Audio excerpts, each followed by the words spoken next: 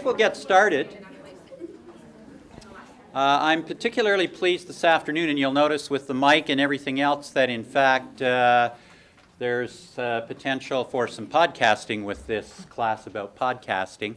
If you haven't met or seen Matt Schiller in the halls, he is the person in the center who has been responsible for a lot of video and audio podcasting initiatives, streaming, lectures, and so on that have been going on. But I'm particularly pleased today to invite and have with us Donna Papacosta. Donna Papacosta is what we would often refer to as an early adopter in the world of podcasting. She runs what I would call one of the top two PR podcasts in Canada. And not only is she a podcaster in her own right, but since podcasting is all about creating a conversation in social media, she's involved and active in other podcasts. You will hear her as the voiceover in the dominant podcast for immediate release many times, and she's also been a guest host on For Immediate Release. She was recently the subject of an interview on a podcast by Lee Hopkins, and Lee Hopkins has the dominant probably podcast in PR out of Australia. So her name crops up in a lot of different places. She has a particular interest in terms of her own consulting business in looking for ways to use social media in PR, particularly in internal employee communications as part of that. And time permitting today, we hope to get some of the class involved in creating a podcast this afternoon. So I'll turn it over to Donna Papacosta. Thank you, Gary. Well, it's fun to be here today. I was saying earlier when I first came in, I did my postgrad at Ryerson, and the classrooms looked a little different. Instead of all the nice Macs and all the other gear that you have there, when some of our classrooms, we had typewriters on the desks and ashtrays next to them full of cigarette butts. So things have changed a bit. So now Gary tells me that before, this week you've been talking about blogs and podcasts and social media. So you have been doing that recently. I'm curious, before this week, how many of you had downloaded audio of any kind from the internet? Okay, here we are. It's quite different when you talk to people over 50, you know. So how many of you have listened to a podcast aside from this week when Gary asked you to do that? Okay, now how many actually subscribe to a podcast? Okay, that's some of the things we're going to talk about today. I call this Podcasting 101 for communicators, obviously, and I'll just tell you about what we're going to cover, what podcasting is, and I think Gary's probably told you that, so we may be able to just breeze right through that. Also what podcasting is not, how you can find and listen to podcasts. The most important thing we're going to talk about today is how organizations are using podcasts. And I find this a lot of fun to talk about because there are so many people doing things for marketing, PR, and internal, which is my love. Most of my business is internal communications and marketing communications, even though, don't tell anyone, even though I get lumped in with all the PR guys, I'm really not a PR person. I am PR if you count internal comms and marketing comms as part of PR, and I know there's lots of different ways to define that. So it's just between you, me, and I guess the microphone. So, and we'll also talk about how to make a podcast, and time permitting, I brought my portable gear, and of course Matt has his stuff here. I'd like to try, if you guys are interested, we'll actually make a podcast, and I'll put it online, and next week you can tell everyone that you're in a podcast. Okay, any questions before we get rolling here? Stop me at any time if I go too fast, if I use some jargon, if I do whatever that you need some clarification. So what is podcasting? I like to think of a podcast as a way to use the power of the human voice to communicate. And of course, we've used the human voice to communicate for a long time, probably since we've had voice boxes. But this is just a different way of doing it because it's portable and time shifted. Now, what does that mean?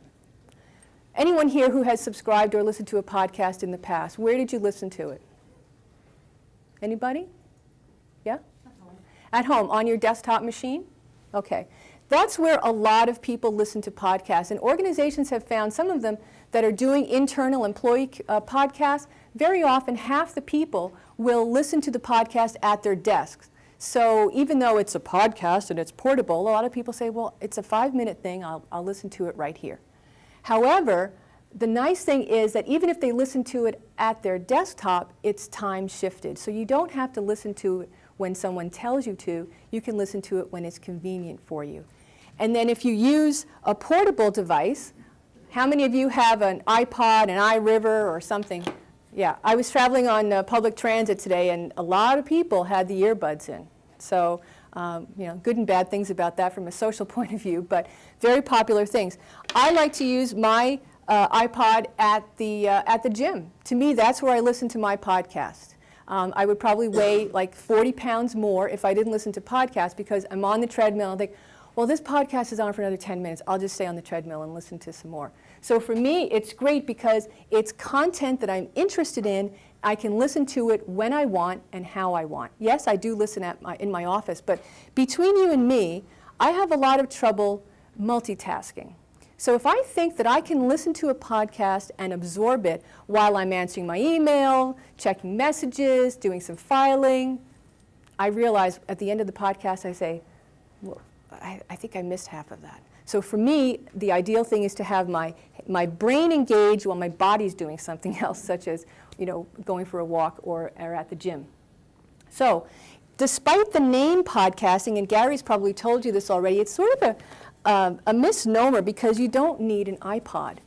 Podcasting the word came from pod for iPod and casting from broadcasting, but really, as we said before, you can use any desktop computer that has some kind of media player in it and any MP3 device. Very often you'll talk to someone bring up the subject of podcasting, and right out of their mouths they say, I don't have an iPod. And I have to say, okay, that's fine. You don't need an iPod. And then I go into my spiel. In fact, I just got this iPod 2 months ago. Until then, I was using a very inexpensive iRiver MP3 player, which started working kind of weird, so it was a good excuse for me to go out and get a nice iPod. But the other thing is, of course, when I mentioned before about subscribing to a podcast, and I'm going to show you how this works on some of the screens here, because to me, this is the beauty of podcasting. And did you talk to them about RSS? I think we just got about You just, that. okay. Okay, I heard Shel Holtz, who's a mentor to a lot of us in podcasting. I was listening to a presentation that he gave recently, and he was quoting someone else who said, he was speaking to a group, and he said, he asked how many people understood RSS, and 80% did not understand it. When he finished explaining it, 90% did not understand it. So I'm going to make an attempt here just to tell you very briefly that RSS is a technology that allows people to receive content that they want. So I can subscribe for free, not like a magazine subscription where you have to pay. I can subscribe for free to listen to the podcast that I want to listen to. Every time a new one is published, I will automatically receive it. So, and that can be whether it's audio, video, and also for blogs. So if you subscribe to a blog, you automatically, in your reader or your web-based client, whatever you use, you can automatically get a new show. And we'll think about that from the user's, the consumer's point of view. That's a great thing, because I don't have to remember, oh, I better go check the For Immediate Release website and see if there's a new show, or Inside PR, which is a great Canadian PR podcast. I don't have to remember to go there. It automatically comes to me. So that's an advantage for me as a consumer or as a listener. But think about the great thing for the producer. You know how hard it is to get your message out there, get your information out. Here you have people saying, give it to me, I want it. And you push it out to them, and they're pulling it back. So that subscription thing through RSS is a wonderful thing. I like to tell people that podcasting and audio do not replace print. I mean, I suppose you could replace print, but I see it as an adjunct. It's another channel, another way to reach your audience, whether that's internal or external. I happen to do a lot of work in print. Maybe I'm biased. I think for a lot of employee publications and things like that, print is a great vehicle.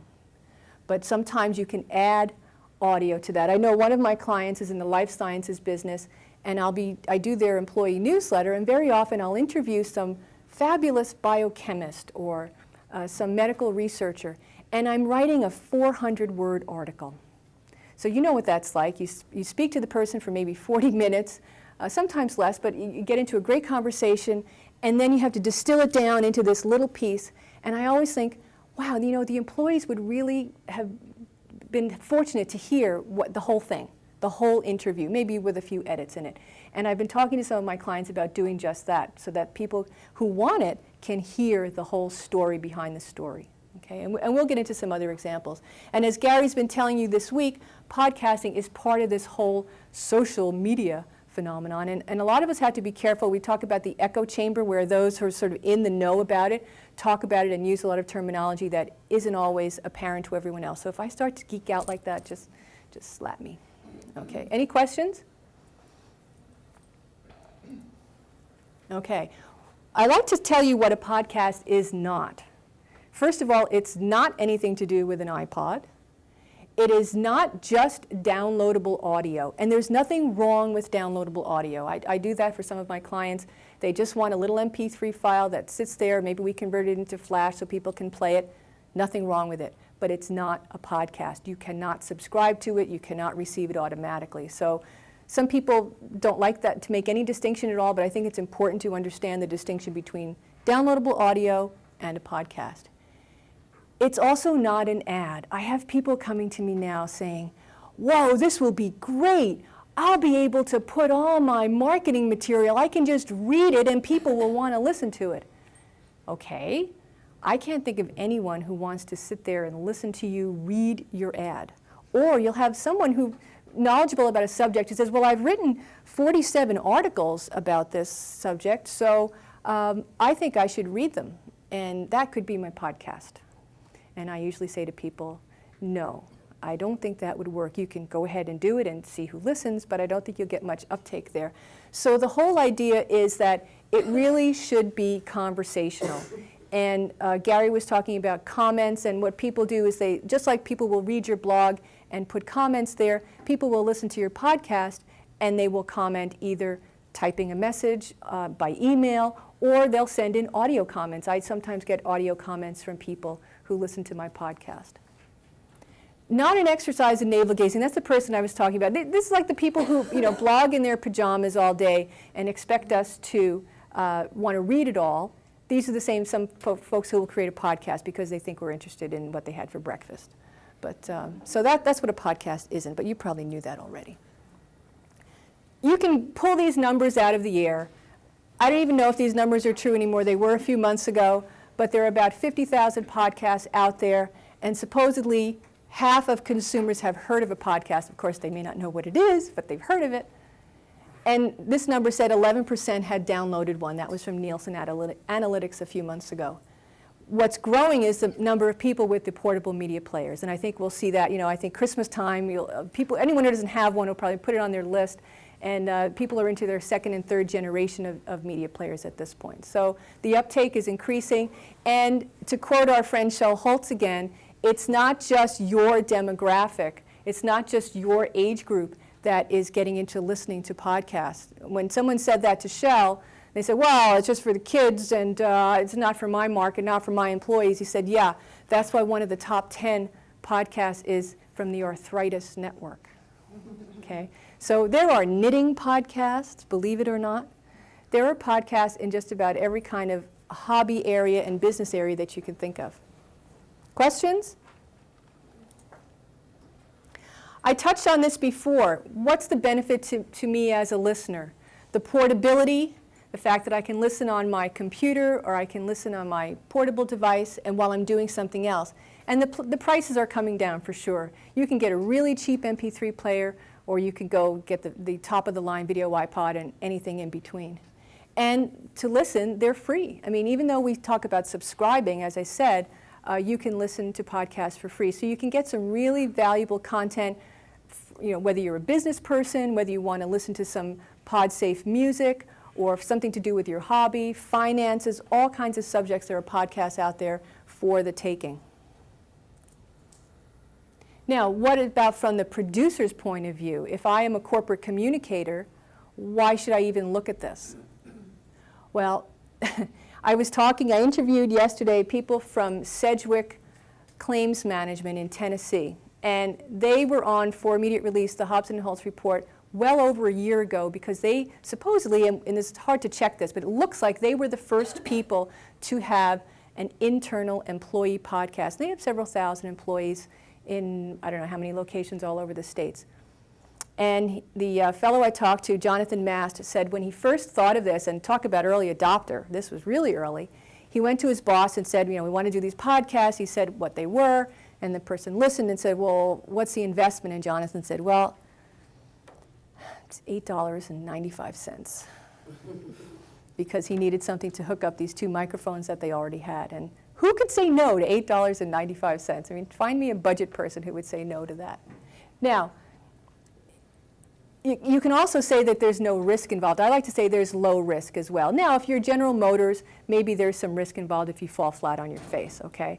But for most of us, if you do your planning, the cost is almost nil, and I really believe that there isn't a lot of risk if you do it properly. And we'll talk about that later, what makes a good podcast. As I said earlier, it can add value to what you're already doing. It's not going to supplant totally what you're doing. And some people believe that there are those of us who learn better by listening, and if that's the case, then those folks will really do well by a podcast. So perhaps if we're podcasting to our employees and there are lots of auditory learners, then the podcast would appeal to them. More importantly, I think you really can build a sense of community with a podcast. And some people think that because it's audio and because we can listen to it on the computer, that it's one-to-many. It's me talking and the world is listening. But that's not what it is. And I know Gary has talked to you about this, where not just do people comment on your podcast, whether they like it or not. I mean, sometimes you'd get negative comments. But we link to each other. And we have built a community so that if I needed to know about podcast techniques or what's happening in Australia, what's happening in the Netherlands, I can find that through the network that I've become a part of. And in almost any niche area that you'll see in podcasting, you'll see these communities that have sprung up. And for the most part, I would say people are very, very generous. When I first started my podcast, and do you want me to tell you how I started it or why I started it? I had been doing corporate communications now for 20 years. But this was about 2.5 years ago, or maybe no, before that, 4 years ago, I started doing voiceovers, because I like to talk, see. And one of my friends a couple of years ago said, well, you've been doing voiceovers, you have the microphone and all the rig, you should get into podcasting. And that was when it was brand new, so I said, well, what's it all about? So like everything else, I decided, well, how am I going to learn about this thing? I'll just do it. Same way I did my first website. And so I went out and started doing my podcast. But you do feel a little bit strange when you first put yourself out there. You say, who's going to listen to this besides, my best friends? And even some of them go, I don't know how to download it. And so then all of a sudden, you see your numbers going, who are these people?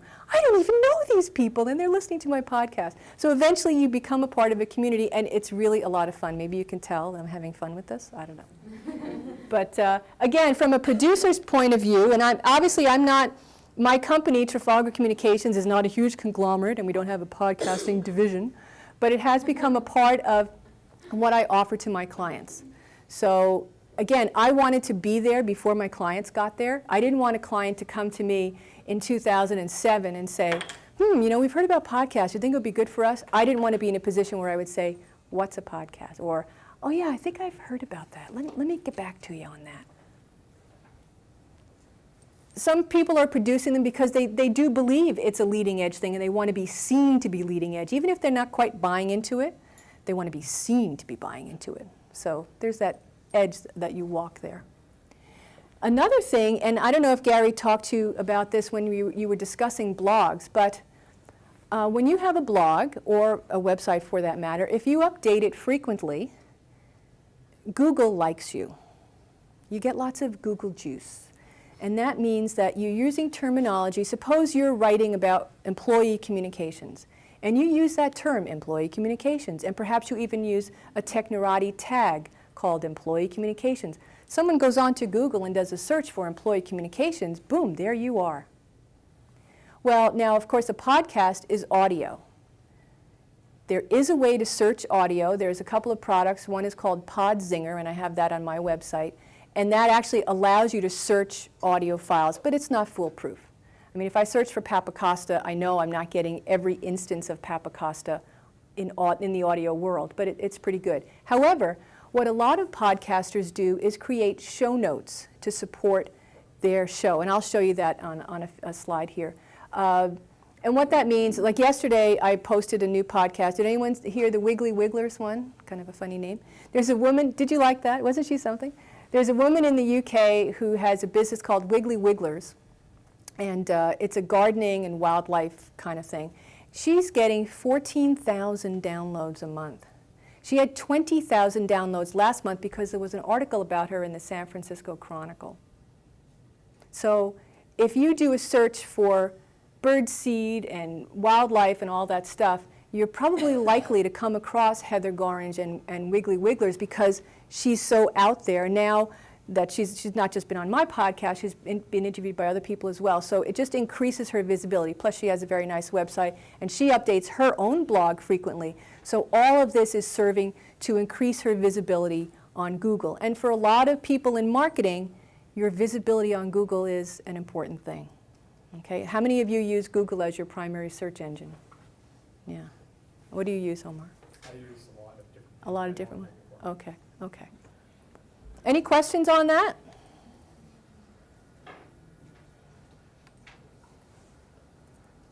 Okay, who's podcasting? Are you familiar with the new PR wiki? Anyone? Okay. Actually, we're going to talk about wikis Okay. on Monday. Okay, well, that'll be perfect. You can mention the newpr.com, I believe is the name. I've And seen part of it, the anti-astroturfing, yes. Well, this is a couple of months old now, and I don't know if you can see the type on there, but just to give you an idea, and I'll read out just a couple of the names. These are household names that are podcasting. Speedo, Peugeot, Amazon, Bloomberg Media, BMW, Cisco Systems, Deloitte, Disneyland, IBM, of course, and I'll talk about IBM later, McDonald's, Mercedes-Benz, Motel 6, NASA. So some household names. Plus lots of not household names, like I mentioned, Wiggly Wigglers, okay? Not exactly a household name, but they've put themselves out there. But if you check the new PR, you will see they have lists of business podcasters, lists of consultants, and plus lots of other social media stuff out there. So it's a nice way for you as students to see what kinds of companies are doing this. And also for the future, when you start to go out there looking for full-time jobs and you're interested in social media, you can see who's in that space already. So I'd like to play a couple of examples for you of, now have you heard any of these so far? IBM, Whirlpool, or any of those? I've just heard Whirlpool. Okay. Altana. Okay. IBM Investor Relations. Now, you would think that, of course, IBM would have podcasts, right? They're a technology company. But their Investor Relations department has a podcast. And it's been out for quite a while, and it's called IBM and the Future of, fill in the blanks. They've had the future of driving, the future of television, the future of banking. And what it is, it's supposed to show what's going to be happening down the road in 5 to 10 years to show people that IBM is a forward-thinking organization, in case you didn't know that already. I'm just going to play a couple of minutes. I just have to laugh at the beginning. To me, he sounds like the robot from 2001 or something. Anyway, I'll just play a couple of minutes of this. Hope the speakers work, eh? IBM podcast.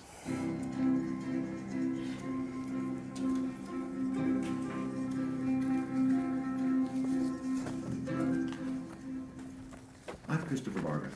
In many ways, information is the currency of the electronic age. We transmit our credit card numbers over the internet when we shop online. We allow supermarkets to keep records of our shopping patterns in exchange for discounts on selected items. The sharing of personal health and genetic information promises to help physicians and researchers develop new methods of preventative care and potential cures that might save millions of lives. But do these benefits come with a trade-off? Whenever uniquely identifiable data about individuals is collected and stored, concerns quickly arise. Legitimate concerns. So, as you can tell, that is a podcast about privacy and privacy issues. So, they were producing these podcasts fairly regularly, and then they sort of got off track, but I think they're back on track now. But they were one of the first big companies doing this, and IBM also has some internal podcasts, which we'll talk about a bit later. So, oh, that's good. I mentioned some of the other companies. I'll flip the slides in a second. The other example on that slide was Whirlpool. And And when I first heard that Whirlpool was podcasting, I thought, who wants to listen to a podcast about washers and dryers? I mean, what have we come to? Well, that's not what it's about. Although I think that Whirlpool now does have some product-oriented podcasts. But I interviewed Audrey Reed Granger a year ago and 2 months now, and she was the director of PR there at Whirlpool. And she sort of just had a brainstorm about, wouldn't podcasting be fun as a way to increase their brand, not even awareness, people aware of it, but sort of to increase the good feeling about the brand that people would get about Whirlpool. So she thought, okay, who are our consumers? Who buys washers, dryers, dishwashers? And yes, I know men do buy these things, but their research shows that by and large it was women who were buying these things. So she set out to create a podcast that had to do with issues that these women would care about. So there were shows, she would interview people on topics like adoption, the empty nest, having a new baby in the family. Sometimes it would be an interview with a mother who had a child with a critical disease or something like that. And they're kind of homey, the production values aren't so great, but they were building thousands and thousands of listeners. So now, if you go to buy, if you're a middle American woman in Ohio, or 40 years old with 2.5 children, and you go to buy a new fridge, does that mean that you're going to automatically buy one because you heard this podcast? No. But Audrey was hoping, and their marketing people were hoping, that it would be a part of the whole brand image and that it would enhance the image, so that when you were browsing around in the store, when you saw the different models side by side, all other things being equal, you may say, oh, that Whirlpool, that's a good company. You know, I heard about that woman with that child, or they helped me do the paperwork for my adoption. They gave me the courage to do it, or whatever. So that was the idea behind that one. General Motors has a fast lane blog and a podcast, and it's about, guess what? Cars, could you imagine? But it's for people who love cars, and of course if you love cars, you would be into something like that. And again, I guess potential investors, people who might buy GM stock, might be interested in that as well. Now I want to get back to my slide there. How do I get off track here?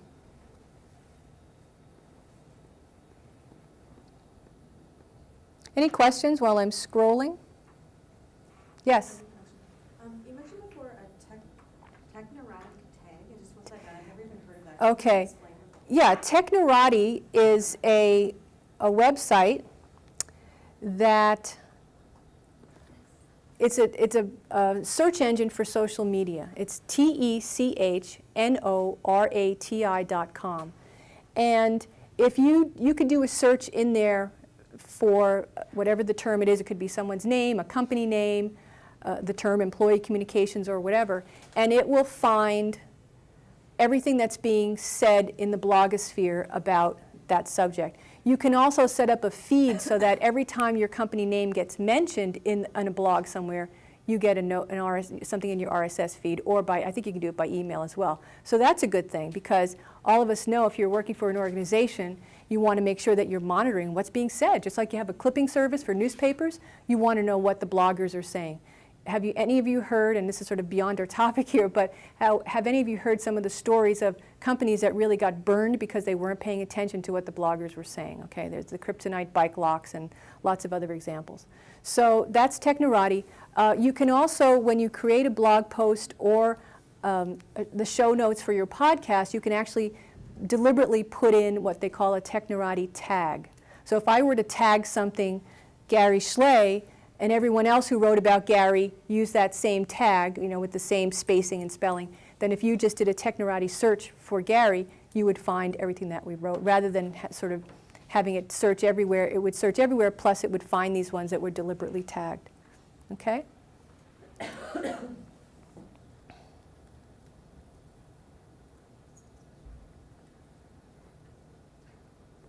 Okay, I'm having trouble with my display here. Okay, there we are. We're good. Sorry about that. All right, I mentioned Altana briefly, and now have you mentioned it in class? Because you said you'd heard it. Okay. Altana Pharma is a global company, but they're actually headquartered here in Ontario for their Canadian operation. And when their new VP of sales came on board, some of their people decided that he would be a great person to do a podcast inside the company. Now, many of you are too young to remember the days of audio cassette tapes. Does anyone know what an audio cassette? Before 8 tracks. We had. And sometimes companies would actually create and manufacture and mail cassettes to people, audio cassettes. They would say, okay, you guys are the sales force. You're going out in your car this week. You're traveling all over doing your calls. While you're in the car, listen to this. And it's the rah-rah speech from the VP of sales.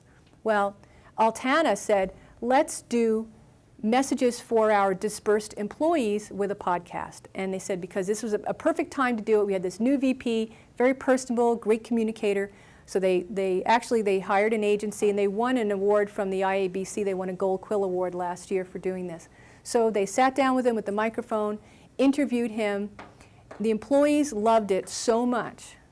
They were hoping to get 60% of employees listening. They got 88%, I think, in the first couple of shows, and the numbers have stayed good. I just interviewed a guy at Altana last week for an article I'm writing. And so the response was better than they thought. And then the employees said, well, you know, we really love hearing Ron. Maybe Ron could talk to some other executives, and maybe we could hear what's going on in those divisions of the company. And he said, okay. So he went and he talked to the people in the clinical trials division and the scientists. So just think about it. As an employee communications person, your employees are saying, we love what you're doing. Can you please do more of it? I would like some more. Is that good? I mean, as an employee communications person, I'd be doing handstands if I got that kind of response from my employees. Again, for a really low cost, low risk. So I always like to hold up Altana Pharma as an example of a company that's really getting it right when it comes to this. Now, I found out that they're going to be changing their name. They've been bought by someone, but they're going to carry on podcasting. The other example is a recruiting one, and Gary and I were talking before. Apparently, there's a little bit of audio. Sorry, I thought I kicked you. A little bit of audio content already on the Centennial site for new students. And what McMaster did, this program, right. And what McMaster University School of Engineering did a few years ago, they were very early, and I don't think they're doing it anymore, so I'm going to have to come up with a better example.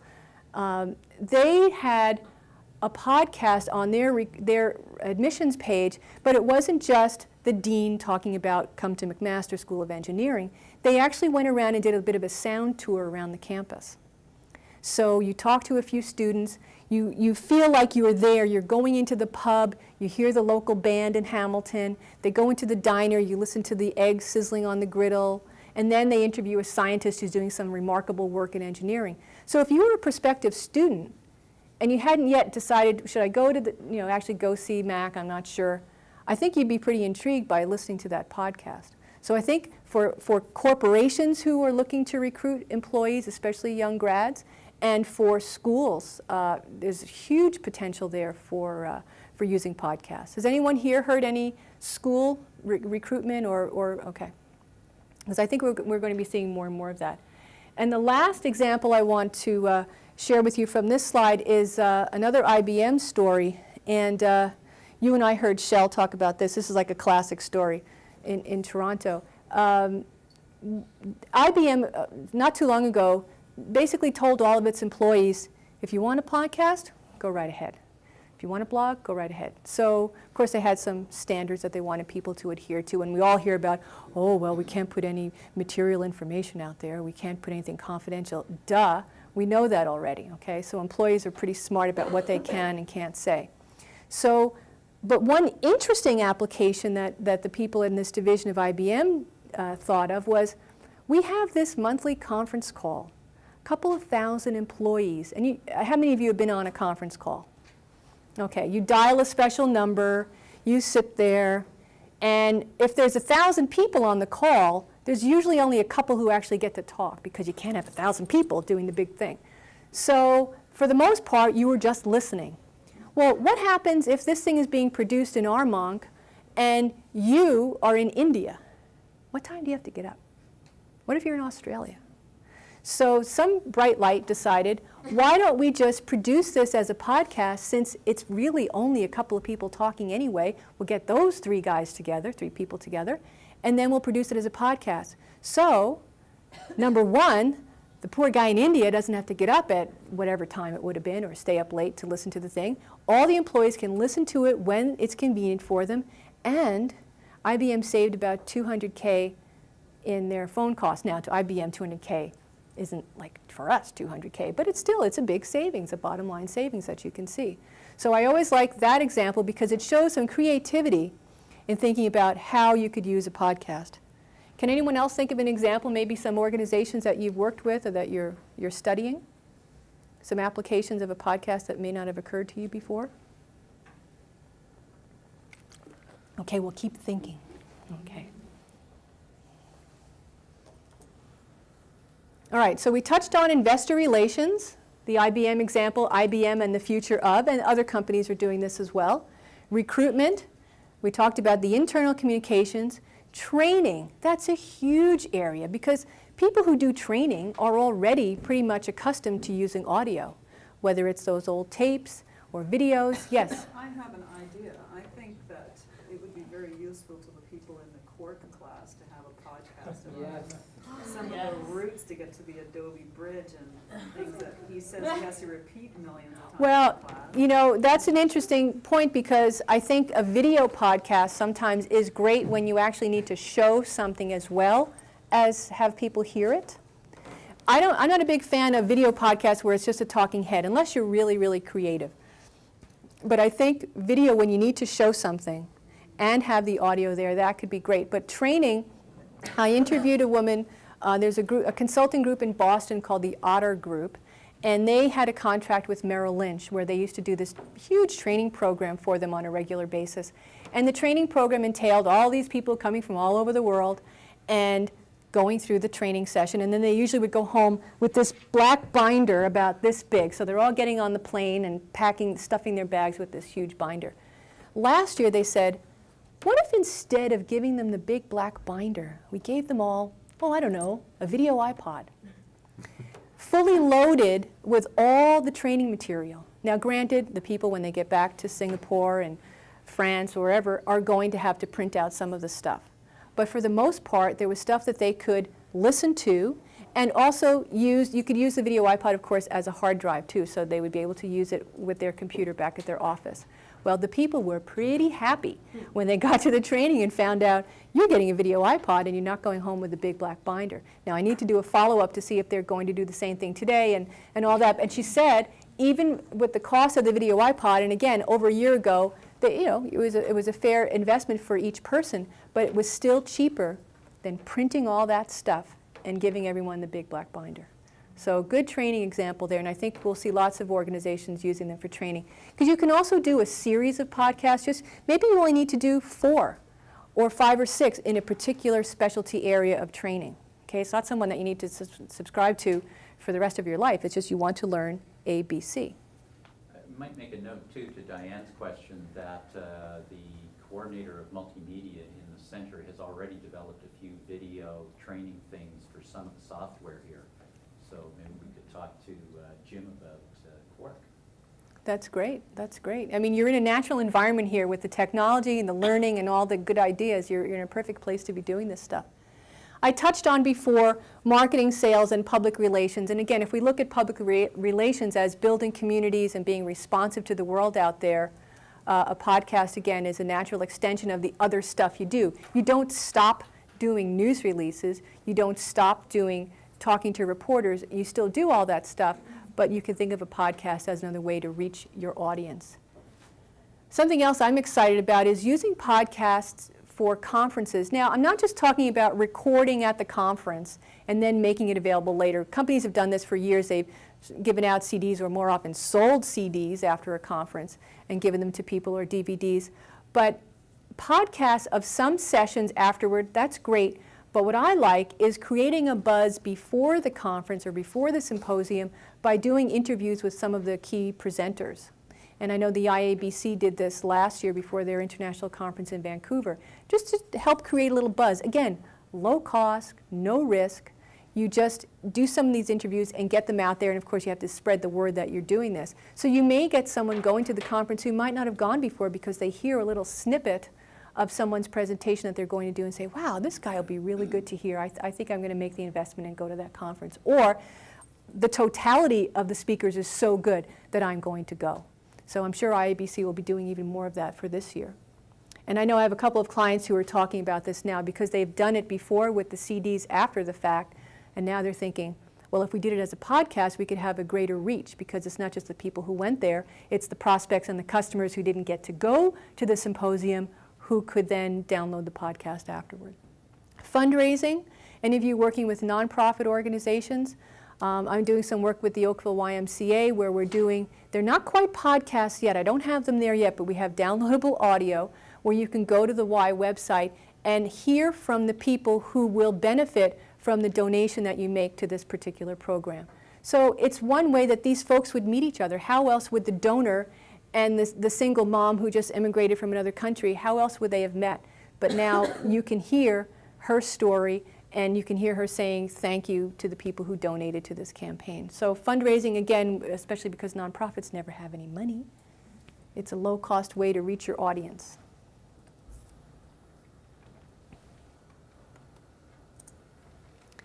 What makes a successful podcast? I think everyone would have their own answer to this. I'm going to give you Donna's answer to this. I think the best podcasts are in a niche area. Now, if Neville Hobson and Shel Holtz had gone to a radio station 2 years ago and said, we'd like to do a radio show about the intersection of public relations, communications, and technology. Do you think we could get a radio show on the air? What do you think the station manager would say? What are you smoking, right? But they could go out and take this area that they're passionate about and create a podcast. Like I said, there's a knitting podcast. I don't know, there could be a knitting TV show, I don't know for sure. But let's face it, a knitting podcast, and there are more than one, is a pretty narrow niche. I can't believe the sun is coming out. A good podcast has a conversational tone. Again, it's not someone pontificating, and it's not stilted and highly scripted. I get this from people all the time. Would you write the script for my podcast? And I say, well, I can suggest some talking points for you. I can even write the intro for you. They said, this podcast is about blah, blah. But after that, I said, I don't think it's going to work well for you if you're sitting there reading something. So it has a conversational tone. It tries to build a sense of community, as I said, by allowing comments. And some of these podcasts that are out there don't allow comments. And it's not so much that the people are afraid of what the comments are going to be. It's that they don't have someone, or they're not willing to allocate a person part of their time to go check the comments. Because what's almost worse than no comments is allowing comments and then not checking them, because sometimes you need to moderate them because there's spam problems. So you actually need to say, okay, that comment can go online. So if you're Walmart and you don't check your comments all weekend, everyone's saying, Walmart is censoring people, and this whole kerfuffle comes about, and Walmart didn't even do anything wrong, but because they didn't have someone, I'm using Walmart as an example, it could be any organization, if they didn't check their feeds. I think that was McDonald's, actually. A podcast should also be easy to listen to, and the length should be the best length for that particular show. And some shows are 5 minutes, some are an hour and a half. One of the most popular shows is a technology show. It's over an hour. I think also that you have to allow people different ways of listening to your podcast because not everyone is technically adept. So you want people to be able to subscribe through iTunes easily. You want people to be able to download and do their click and save it onto their hard drive, and also to have it streaming right there on the screen. And does everyone know what that is, to be streaming? It's usually in Flash. Okay, we'll show you that. And just let me get through this. I'm just going to mention here, Gary's already mentioned some of these podcasts. For immediate release, the Hobson and Holtz Report is a very well done. It's sort of the granddaddy of all the PR communications podcasts. Inside PR is an excellent Canadian show about under the hood of public relations in Canada. Managing the Gray from C.C. Chapman is a U.S. one, and he talks a lot about marketing communications and a lot about technology as well. Newcom Road is another American one, talking about blogging and podcasting. And I put my own little one on there too, just because I like it. This is what the screen looks like if you go to the Hobson and Holtz report. So you see where I mentioned how there's subscribe, the orange button there on the right. If you click on that, that'll take you to the RSS feed. So whenever, we talked about RSS briefly before, whenever you see that orange icon, you know there's an RSS feed that you can subscribe to.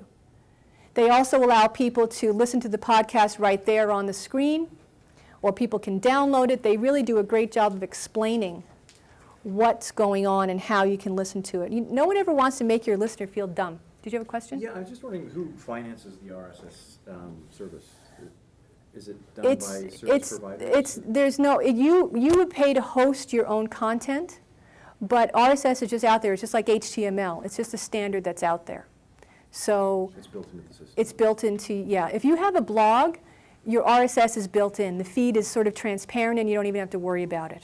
If you're hand coding it, then you'd have to worry about all the code. But if you have a blog, it's pretty much running in the background for you. There are lots of directories of podcasts. This is just a few of them. iTunes, of course, we're all familiar with. There's Podshow, and I can give you a copy of this presentation if you want to. You can get all the links. Podshow, Podcast Alley, Yahoo Podcasts. I mentioned the New PR, which is a wiki that has lots of information there. I think the best thing to do if you're looking for a podcast in your particular area of interest, ask your friends, do you listen to podcasts? What do you listen to?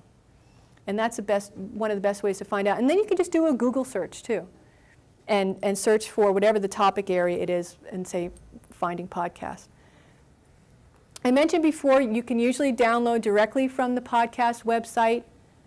Most people will have a player where you can listen like they did on the FIR page. If you already have a feed reader, and I don't want to go into geek speak here, but if you have Bloglines or NewsGator or something like that, it will allow you to subscribe automatically. And some of the new browsers, i.e. 7 now, has RSS capability built in. Or one of the easiest ways is iTunes, because you can do a search there and you can keep your subscription going. That's the page for mine, which you might have seen. And again, I have a way for people to listen to the podcast now. So the latest episode is always there. So even if you don't know anything about technology and you come across this page, you know how to click on a right arrow. Okay? It reminds you of maybe a VCR or a tape recorder. You know what a right arrow means. And like a lot of podcasters, I also allow people to subscribe by email. So if you enter your email address, you will automatically get notified when there's a new show. So again, you don't have to know a lot of technology. We want to make it easy for people to find it. And this is what the page looks like in iTunes. You just click on the subscribe button and you would get the podcast. And iTunes very nicely suggests, well, people who listen to this also do this, just like Amazon or Barnes & Noble will tell you with books. So you may check out the other podcasts that are listed there. And it'll also link through to my website. And you can get individual shows. Maybe you say, well, I don't know if I want to subscribe, but that show number 10 on career intensity, that sounds interesting. So you could just get one episode. Okay? And of course, even if you subscribe, you can also unsubscribe. You're not committed for life. It's not like the fruit of the month or something. Okay. So how to sell it to your boss if you were out there in the working world, and maybe even if some of you are working now, of course, and your boss, you wanted to propose a podcast. What are some of the concerns you think your boss might have? Cost. Well, we've already covered that one. Risk? Not much. It can also enhance what you're already doing, not replace what you're already doing. And it is measurable to some extent. You can count the number of times that your audio file is downloaded. You can count the number of people who visit your page. You can count the number of people who subscribe to your feed. So there is measurement to some extent. Now, of course, just because they downloaded it, did they listen to it? We don't know that. But just like when you have an ad in a magazine, you know how many people get the magazine, but you know how many people paid attention to the ad, right? So that whole argument about we don't know if they listened to it, I think is specious, right?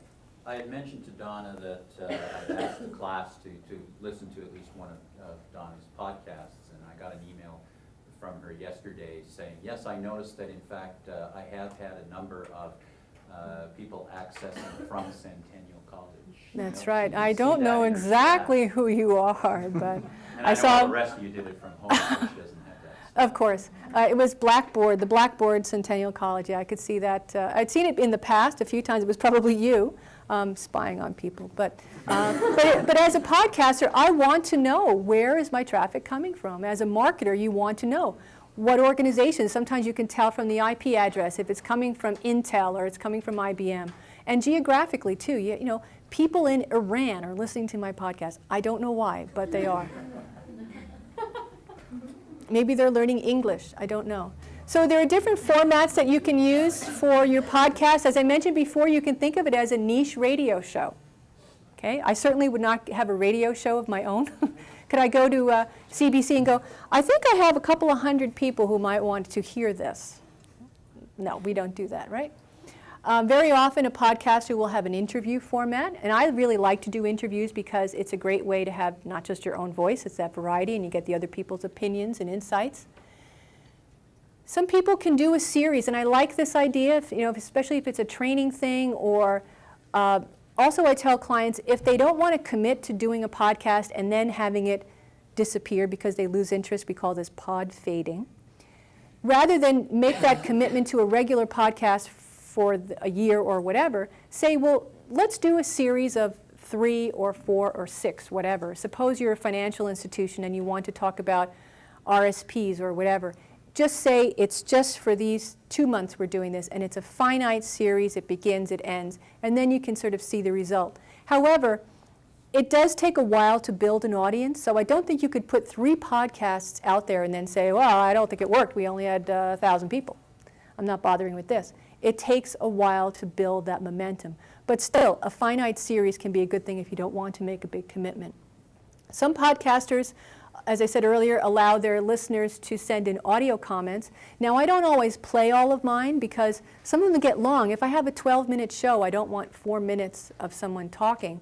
And plus the ones that are saying, well, I really like your show, that makes me feel good, but it doesn't do a lot for my listeners. So I try not to play too many of those because I try to think of the interest of the person who's listening and what's in it for them, right? And if they keep hearing self-serving stuff, they won't be interested anymore. Some podcasters play music. I only have a little bit at the intro and at the end. I have a clip, but some of them will like to introduce new artists. If you're interested in music, it's a nice way. Say you're a Canadian podcaster, you want to support Canadian artists. It can be a nice way to have a song there, and you didn't talk about who the artist is and all that. I choose not to do that just because of the nature of my show. This last line, I could get in trouble for it. The only reason it's on here is I do a webinar every month with a lot of this content, and people say, okay, well, how long should it be? And I say, as I said earlier, well, it depends on your content, it depends on the format, how interesting is it to people, but they pin me down. Well, how long should it be, Dawn? I say, well, if I had to give you a number, I would say 15 minutes. Totally unscientific. I made it up. But I think it works well for me. My show naturally gravitates toward the 15-minute mark, and it feels right for me. For someone else, it's not enough time. For someone else, it's too much time. You can listen to like a 3-minute podcast. I think Pod Dictionary, it's like a word of the day, is a couple of minutes. So that works for him. He doesn't need to talk 20 minutes about the origins of a word. So don't tell anyone that I said 15 minutes.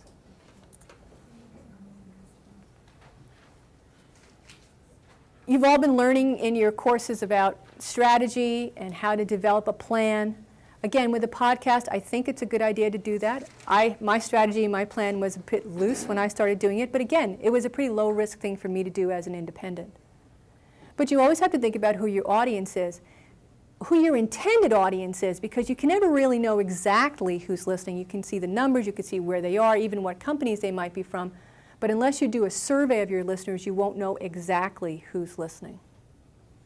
You need a place to host your MP3 files. You could be on your own server. You could use a service. There's one called Libsyn, Libsyn, for liberation syndication. There are other ones out there that will actually host your MP3 files because they can start to get big. And it's nice to have a blog as a vehicle to house your podcast, and then that has the RSS feed built right in so people can subscribe easily.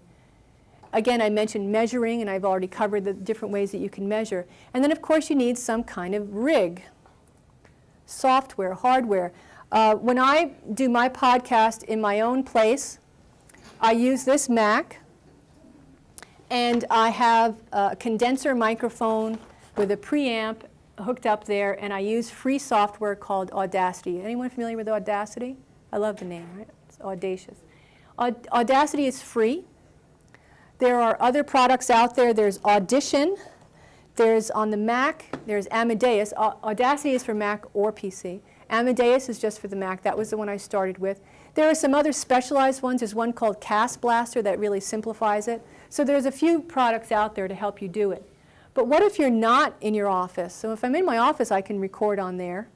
If I'm away, I will use this digital recorder. This is what I hope to use today if you guys want to stick around to make a podcast. And I'll hook up the microphone to it. This has a built-in mic, but it's okay. But if I want to get a better sound, I will use this microphone. What if I'm in my office and I want to talk to someone in Australia, like when I talked to Paul Young? How can I record that? Well, Skype.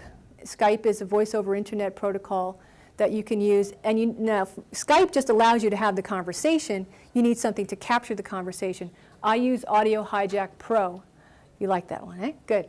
And it lets me, I just click, I say hijack, which I kind of hate the word hijack. It makes it sound like I'm stealing it. It's my own conversation. I'm not hijacking anything. And I can record it, and then it saves the file for me, and then I can go do my editing and all that stuff. I also have a little device that allows me to record over the phone, a regular phone call, but I'm using it less and less because Skype allows you to call people who aren't Skype users. It's called a Skype out call. Quality isn't as great. I used it yesterday for the Tennessee call, Memphis, and I don't know how good it'll be, but it's another way to do it. You can spend a lot of money. If you want to go crazy, you can get a $500 microphone, you can get a mixer and a compressor and all kinds of software. You don't have to do that. You can, theoretically, you can use the built-in microphone on your computer with Audacity, which is free, and start podcasting. Now, I wouldn't recommend the sound quality on the built-in mic, but theoretically you could do it.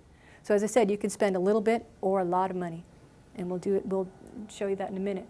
So, are we game to do a podcast? Yeah, I was gonna How's your suggest time? if anybody wanted to take just a very short break, and then we'll get some stuff set up, and Good. we'll do a podcast. Okay, good.